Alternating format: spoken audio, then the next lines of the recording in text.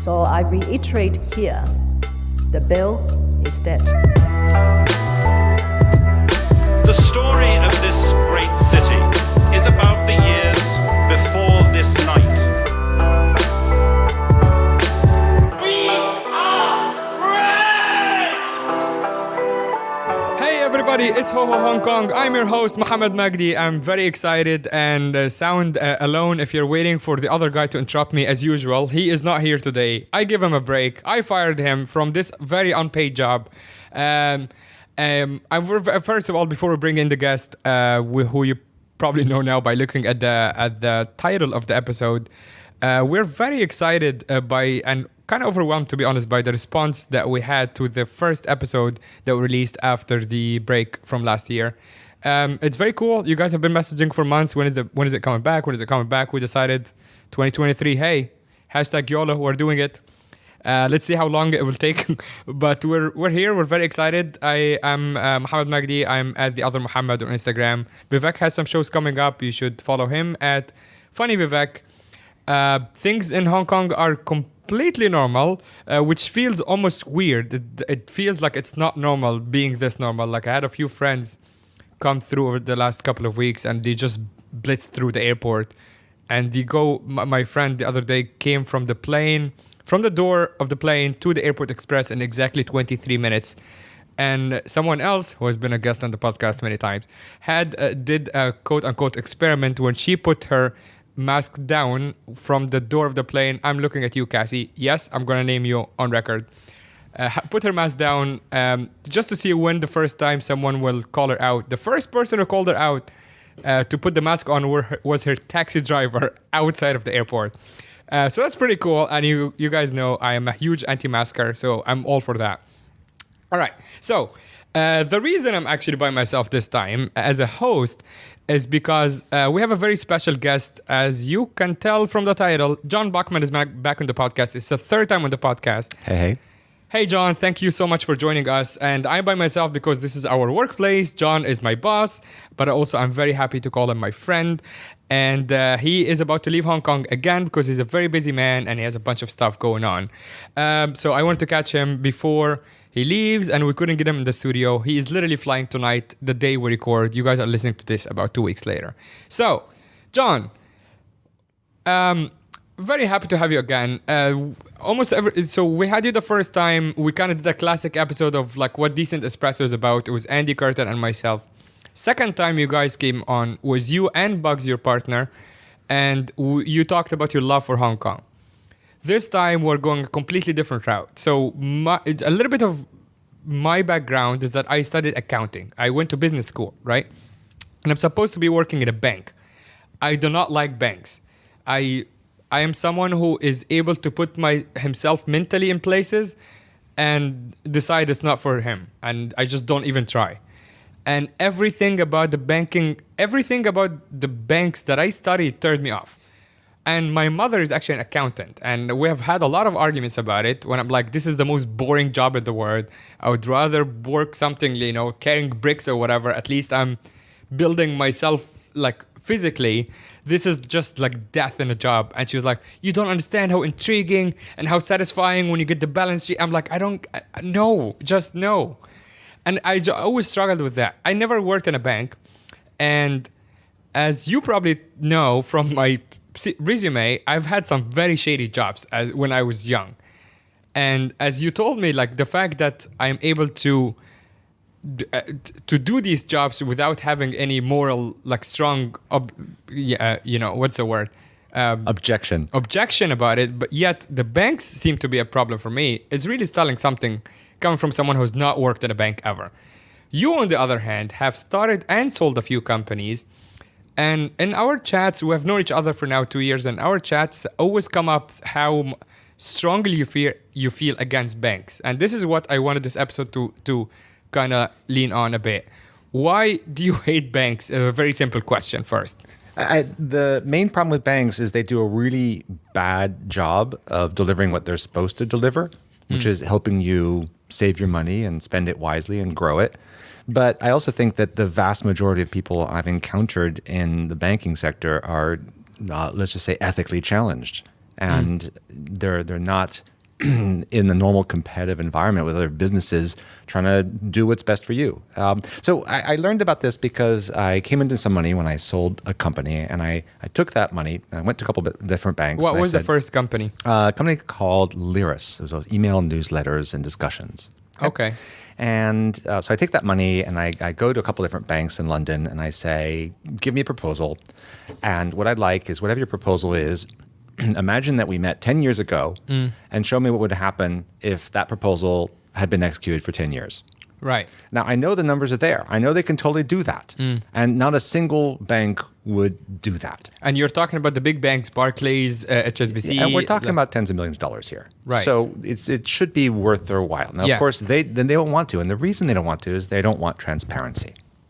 Just very, very clearly. So you are someone who is clearly a multimillionaire. You're walking into the bank. Everyone is standing up, giving you the greeting, the coffees and whatnot. Yeah, just expensive expensive cookies and all that. Exactly. Yeah. So walk a layman like me into through this. So it's like, okay, Mr. Buckman, please give us your money. Right? It's basically. Yeah. Well, I mean, as I walk into a bank, for example, big huge lobby in London, and they got me waiting by the sofa, and I see some books in the distance, and I go over there and I look at it and I'm like, holy shit, that's first edition Adam Smith right there. Yeah. I pull it down. I'm like, do you guys know you have Wealth of Nations just sitting here, first edition? And this thing is worth, they're like, oh, do we? Oh, whatever. Yeah. Of course, it's there to impress the rubes like me. That's why it's there. Yeah. So I just asked that question and I said, okay, in the last 10 years, the stock market's fluctuated by whatever. I named some a number. Can you guys come up with something that halves that fluctuation for me? And just show me, and I'll give you my money. If you can just have the fluctuation. And, or if you're going to give me a so-called balanced portfolio, tell me how it's balanced. Show me how it's balanced. Like if it's balanced, it should fluctuate less. Just some really, really basic questions. And were they freaked out by these questions? They just totally ignored me. Right. They just gave me their standard thing, script, an inch of paperwork, blah blah blah. So, and I started thinking about the kind of questions I would have, like, okay, I want to remodel my kitchen. I've got some stocks. What stocks should I sell to make some money to remodel my kitchen? Right. Or how do I even build a balanced portfolio? Like, how do you do that? And so I decided to create a website called stockmarkethacks.com. And okay, slow down. So this is right after you walk out of the meetings with the banks. You're like, fuck it. This is not hard. Right. I'm going to sort this out. Like, I just had an idea. I could solve some of these questions. And your background, you're a coder. Like you know how to build websites. I'm just a coder, and the background was I'd read it was the Consumer Reports Guide to Money, right? So it's super highbrow, right? Yeah. Not at all. Yeah. And I had some questions like, okay, if I want to buy some stock, should I buy it all at once or should I buy it over several days? Right. Or can you give me an answer? Like even a hunch doesn't have to be right. Just like something. Advise me for your 1% fee on my money every year, or 2% actually when they add fees. So. I started making a list of all these questions. How old were you? Sorry. I was, I don't know, 28, something like that. Okay. 28, I think is about right. And I decided to make this website, and I didn't even know if it'd be anonymous. I wanted to make it free because I already made my money. Yeah. So I'm like, I need this. Why don't I make it free? And the thought of making it anonymous is obviously for fear of like either legal or something even worse. Initially, I wasn't going to make it anonymous, but then I started showing it to people, and I'll tell you where this goes. So I come up with some stuff like, okay, let's make a balanced proposal. So give me one stock, and I'll give you a list of the stocks that are least correlated to that. Okay, and then you pick two stocks, and I'll give you a third, and then you can just. This is like math. Yeah. It's really, really straightforward, yet it's totally not available. And other things, like I found at the time I was, I still am actually an American taxpayer, and I found some basic things you could do to greatly reduce your taxes if you just had the computer help you. And all these banks, they would use this expression. And we're not talking like the Trump way of like, No. if you're smart, you're gonna, No, so fuck around the books or whatever. No, if you have some Google stock that went up and you sell it, you owe some tax. But let's say you have some Microsoft stock that went down. If you sell it the same year, you get to deduct the loss from the gain. Right. Like super, super simple. So you're not quote unquote gaming the system. You're You not gaming just the system. need to understand the rules. Yeah, it's what it is. It's called loss harvesting, and it's in the Consumer Reports Guide to Money. It's not rocket science. It's not illegal at all. But I just need some software to help me, and no bank would actually do that. So And the reason they don't want to do that is because they want they want to churn you. Yeah, they want to churn the hell out of you. And what they don't want to tell you is that, especially as an American, you pay short-term or long-term cap gains depending on how long you held the stock. And if you didn't hold it very long, you pay a lot more taxes. But they want to churn it constantly because every time they churn, they get two pieces of commission. One, the visible commission on how much they charge you, and then the other one, which is the invisible one, which is how much they actually paid for the stock versus how much you paid. And there's a spread there, and you'll never know what that was. Right. Okay. So, yeah, they're constantly selling, buying, selling because that's how they make their money. And they come up with an excuse for that. When now everyone knows it's much better just to hold. Now, a lot of people know this. Do you think dirty the secret. people like learn the hodl thing from just the crypto boom? No, I think so. I mean, now for about 20 years, people have known that owning stocks and trying to trade them is a fool's game, which is why so much money is now in what's called index funds. And you just buy it, you hold it, the fees are low. But Yeah. that's actually not great. If you invest in an index fund and you need some money, when you have to sell parts of the whole fund, you can't sell just the stuff that went up. That's actually, yeah, that's what my buddy told me as well, who is like pretty high up in one of the financial advisories. He's like, it's good because I was asking him at some point what to do. He's like, you can put it there, but just you can't take money out, really. Yeah, you're just going to pay higher taxes on it. Yeah. Because you can't sell just the stuff that went up because, you sell high, buy low. But if you put it all in the same pot, it's all mixed up. Right. So I had another thing I wanted to do, like this thing called the S&P 500. It's the 500 biggest companies in the U.S. Right. Like, could the computer just tell me, pick 10 stocks randomly, how closely is it following the S&P? Right. Or is it 20 or 30 stocks? Can I just mimic it? These are really, really basic things. And none of these resources are available This is online. not on the internet. None of this stuff is on the internet. So And even I wrote for it all. someone who has this much money, if you go to the bank and be like, hey, I have this much money, No. can you help me with this? Or can you do this for me for your commission? The answer is no. Yeah, they don't even engage in that conversation. Right. And as Okay, far as I so- can tell, this stuff's not even available. Do you to think anybody. they know how to do that and they just do not want to like... I don't think it makes them money. So no, they Right. don't want to even do it. Right. Okay. Makes sense. I just don't think so. Like if you go to the bank and you say, I want you to buy 20 shares and then hold them for 10 years, Right. they're like, go away. Right. Or they'll just charge you 2% just to hold it, which doesn't make any sense. Yeah.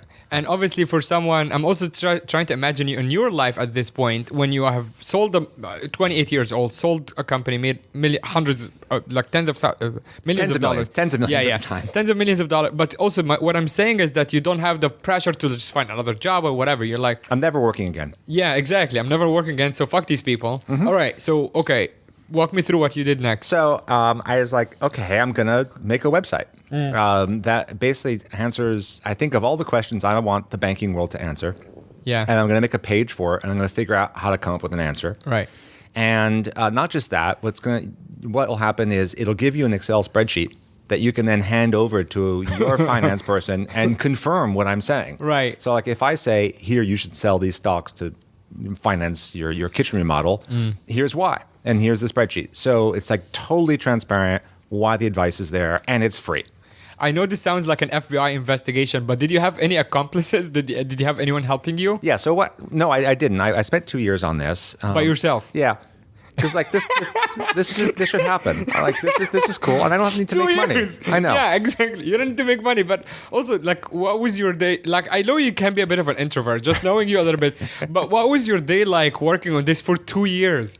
Well, I was also meeting a lot of people because I was in London, a lot of finance there. And I hired this artist to do these like Scrooge McDuck, like the Yeah, of 1920s course. Scrooge McDuck, Donald Duck. So I made all these cartoons, or rather Yeah. he drew them, Yeah. of these various ideas. So the whole site's in black and white. It's got this kind of retro 1920s look to it. Right. And tax receipts, and it's cute.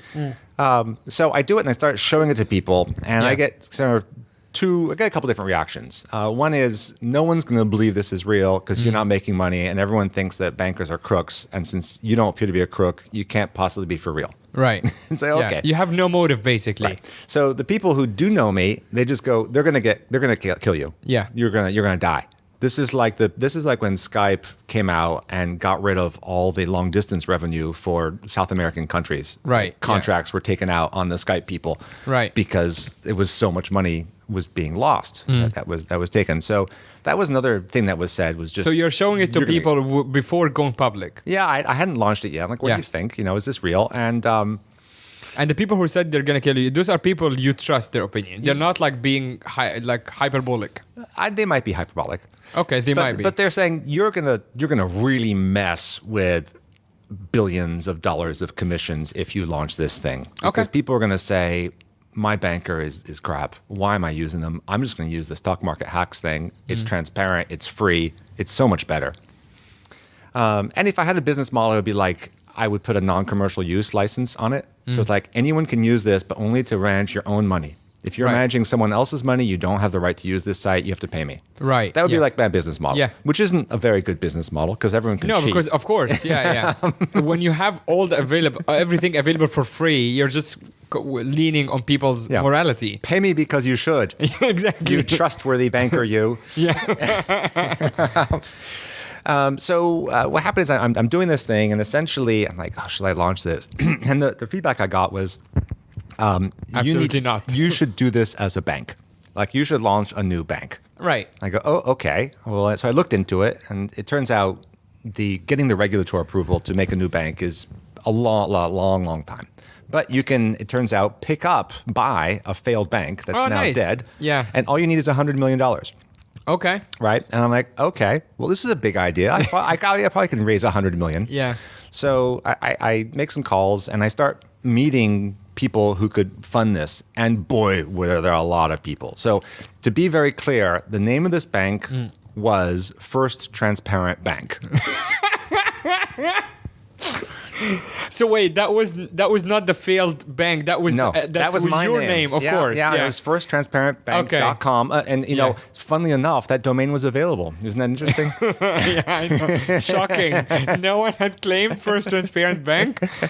I wonder if you struggled to get decentespresso.com as well. No. Actually, the word decent, anything, decent donuts, decent coffee, decent knitting, and everything. No one's decent out there. Yeah. I was joking. I'm sure if someone tried to come up with decent espresso 8 years ago, of course it would be available. Yeah, well, I was called shit sandwich espresso.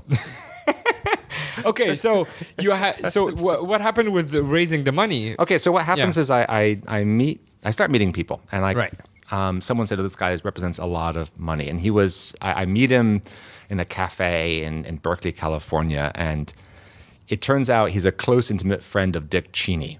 Amazing. Yeah. So he does have a lot of money. He has a lot of money. Yeah. And he starts showing me and telling me about just how much evil he's involved in. In braggy way. Oh, yeah. Like this was a $4 billion arms contract I was involved in. Here I am doing coke lines with George Bush. No, he didn't do that. Yeah. If they're gonna get you something, John, it's not gonna be this line, so don't worry about it. And I just wanted to get away from this person. It was dark. So you knew you can get the money. The money was really easy. It's just that the people. What I thought I could go find people who were in the banking sector and then who had left it because they had ethical qualms and that they would like nothing more than to punk the banking industry. Yeah, but what did you think a guy like this, why would he help you? He would help me just because it's big money. Because essentially, First Transparent Bank would just destroy the entire banking sector. Right. Okay. Because the idea of being transparent about why we're investing your money, in what way, how our decisions came, and giving you the information so you can both replicate it, do it yourself, go somewhere else, prove that it's right. That's so antithetical to how the banking sector works. Right. The banking sector is all about secret fees and secret knowledge, and we have the smartest people on the planet and we're not going to explain to you anything we do. What year was that? This is like 2004.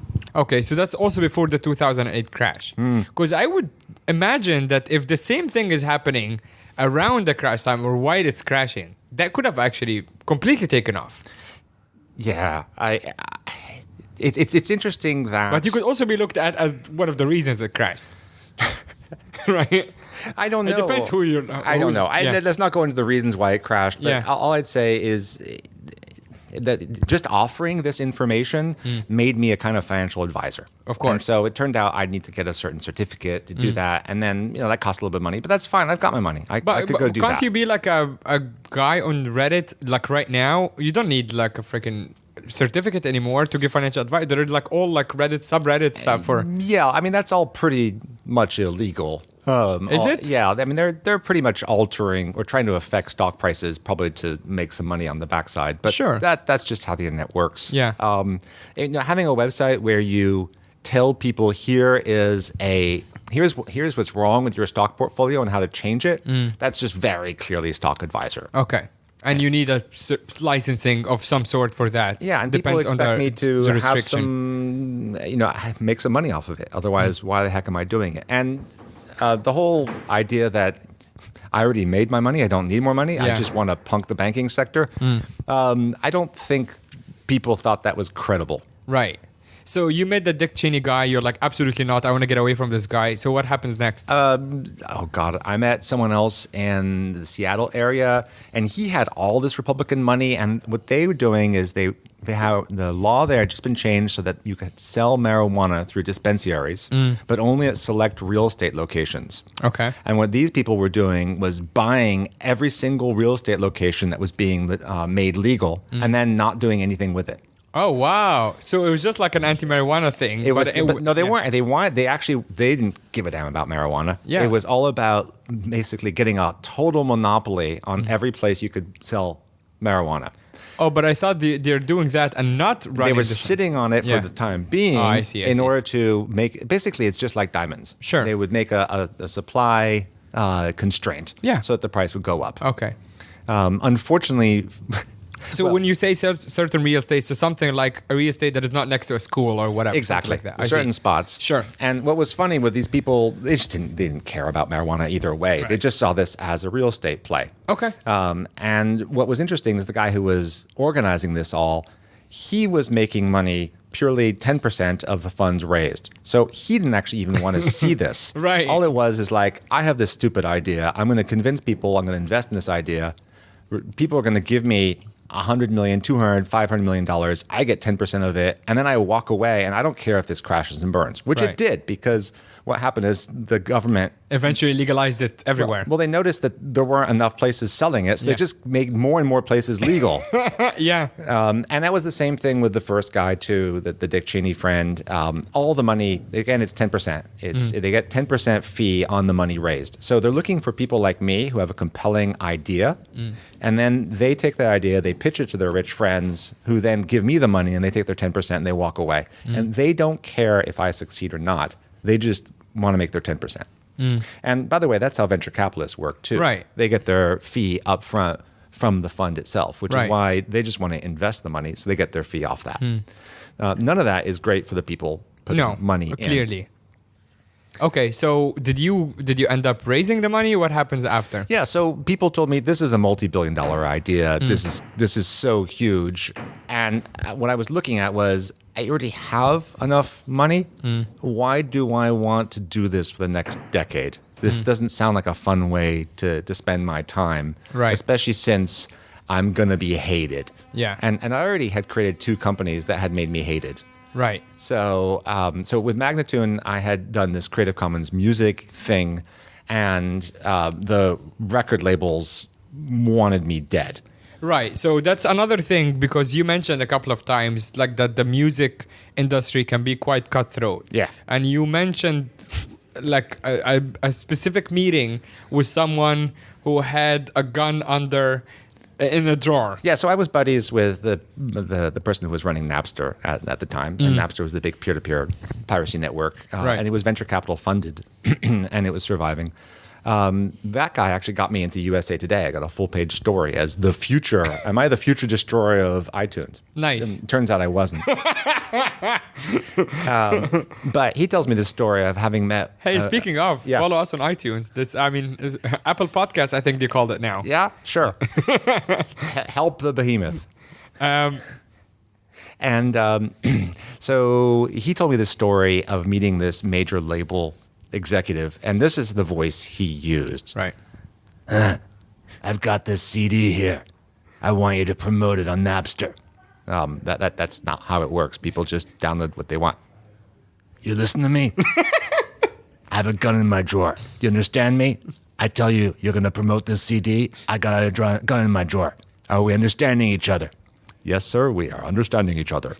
They also have just like Italian mafia bosses. Yeah. Amazing. So back to First Transparent Bank. Yes. How did that end? That basically ended with me looking at, okay, this can make a lot of money, but I only have so many decades left on the planet. I got enough money already. I still have the website all done. It's just under a password. I'm like, should I open it up? Should I not? Yeah, so let's. I know we can go into 4 more stories, but I want to stay on this because I want to kind of try to understand how you think of it. So you're sitting on something so valuable and that can very easy, not even for money, raising money or making you rich. It's just like you can, if you want to be like, fuck the banks, you can release it tomorrow. Yeah, have you ever followed the story of WikiLeaks? Do I want to be that guy? I mean, okay, but we can not release this podcast and you can do it anonymously. They will find me. How?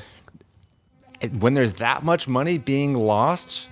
I'm not talking about encryption and using VPN. I'm serious. Like just follow this thought for a second. If people can't sell cocaine online and not get raided by the government, how am I going to avoid the banking sector? Because it's a click. You don't have anything. What tracks it back to you, except for the people you talked to back in the day? Forensics. I mean, talk to Snowden. They would figure out. I would have to do all the same stuff that a dark web website would have to do in order to be hidden. They would very quickly figure out who I am. And I mean, initially what would happen, because it's happened with Magnitude. I had the major labels didn't want me to exist. And what they did is they would talk to the collecting societies in random countries. Right. Like Spain. And then Spain would say, hey, Magnitude in America, you're illegal. We're going to sue you. I'm like, what? Yeah. I don't know you. And then like, actually, I've been fighting Russian courts for a long time. Like, Russia? Okay. Yeah. Until recently. Yeah. So they find somebody somewhere to harass you. And that's what would happen is if I set this website up, it's available to the whole planet. I'm sure what I'm doing is completely illegal, penalty of death somewhere on the planet. And then they would go after me. And by the way, under U.S. law, not only do you have to comply with all U.S. laws, but you're not allowed to violate any other law of any other country either. Right. And you're still, so that means you are also prosecuted back in the U.S. for violating, let's say, Hong Kong law or whatever law. Yep. Right. So you now have both. Yeah. And I'm not even making money. So now I get to defend myself in court from this stuff. And so that's why the way to do this was to actually hire ex-bankers who would like to basically have fun. I mean, if I could have found the equivalent of the Napster people, but in banking, like people who were like, yeah, let's screw the banks. Those people, they're But scoundrels. you can find whistleblowers, right? But what I found is everyone in the banking sector who had any knowledge, their souls were already crushed to the point where someone who has an ethical backbone, I would still refer to them as a jellyfish. By normal standards. They just had enough that they just said, I didn't have a problem stealing from normal people, but when they stole the grandma who had cancer, then I had too much. Right. And it's essentially, okay, but you're okay with stealing from everybody else. Yeah. So stealing from everyone's pensions or whatever it is. Yeah. And anyone who goes into banking who has a spine, they're gone really quickly. They don't last a year.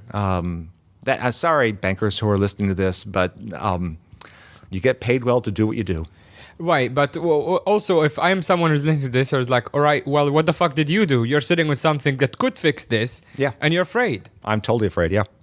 Well, that's because just like, say, go back to the major labels, the president of France was the ex-CEO of a major label, and he made sure as soon as he got into power to crush music piracy. He didn't succeed. Yeah. But we know that the bankers in America are totally in bed with whoever is currently president. Of course. And it doesn't matter at the end of the day what their political leanings are. Yeah. So I don't want to destroy my life. But you have been also, this is not the first time you're on record talking about this. So aren't you afraid of just even like, a certain government coming after you just for for being open about sitting on this kind of knowledge? I don't know. Maybe I should just put it on GitHub and just walk away from it and see if someone does something with it.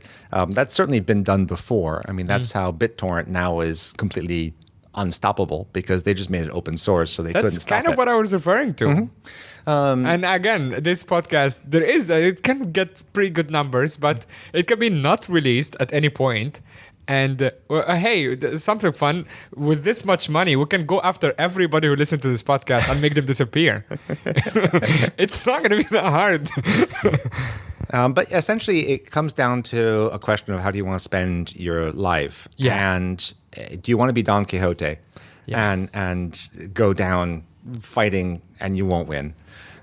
Yeah. I mean, that metaphor was really not very good, by the way. Just moving on. No, but like it's in a not to make it all sad and whatever, but this is something we have in common, because the reason I have left my country over 10 years ago is that I had exactly the same realization, is that you can fight, but even if you win, you're going to spend your entire life fighting, and maybe you win at the end, but what is it worth? Yeah, I mean, you look at, for example, the pro-democracy people in Russia, and they're going to rot. Most of them will rot in the jail. Yeah. And maybe their children will experience democracy, but they certainly won't. And I both admire, but I also can't comprehend that. Same, exactly same. And I think both having dabble, and I'm not equating myself to you in any way, form, or shape. I'm just saying you made an ethical choice, and it was the one at your position. I mean, I had this weird ethical choice, which is, okay, I'm now a rich guy. What do I do with that? And what I ended up doing was trying to change the music industry, and then the other one I did was trying to change book publishing with a whole book swapping thing called Book Mooch. And I was hated for that too. When I went to book trade shows, the publishers wanted me dead because I was helping books that had been read not be thrown away, which prevented them from selling new books. Right. And so I was really hated, and that was no fun. And it turned out authors didn't like me either because they saw me as preventing new book sales, or like they only got paid for the first book sale. So they didn't want people to read a book again, like, to read someone else's book. No one wants, everyone wants books in the book publishing industry to be destroyed after they're read once. Including the authors. Wouldn't you think then, since you're not part of that word, wouldn't you think that's a fair thing if the authors are the owners of these books, that they can get to decide? I have a real problem with that. And that's why I got involved with Creative Commons. My feeling is once you create a piece of culture, it is part of the world. And you do deserve to make a living and maybe even get rich from it. Yeah. But it is part of the world now. And you're going to have to release a little bit of control. I don't feel good about people who make something and then go super crazy control about it. I mean, it's admirable, just take a random example, how Star Wars and George Lucas has been really cool with people making fan films. Right. Whereas other IP holders whenever don't. You touch that franchise, they come after you. Yeah. And it hasn't exactly hurt Star Wars. Yeah. Fascinating. I hope... That's actually not true. I kind of hope one day this episode becomes like a good part of your story, because that also means that this was the start of something and it will be kind of cool. On the other hand, I do hope you stay safe. I genuinely worry for you sometimes. No, I mean, I right now what I've done is I switched to coffee because all I have is allies. Right. You do have a lot of fans, to be honest. Yeah, we have fans, and the people who don't like what we do, we're just puny. We don't matter. Whatever. Yeah, it's not. No one's actively trying to destroy us. It is not. No. It is not war. So we're not made enemies, and that's a much better way to live your life. So one of my heroes, Buckminster Fuller, had this advice, and I'm going to close on this. Yeah. Which is, if you want to change the world, don't attack it head on. Find a better way and people will follow you. Wise words. Thank you so much, John, for coming on. Safe flight, and I'll talk to you next year. Well, not next year, when you come back. In 2 days on the phone. Bye-bye. See you, John.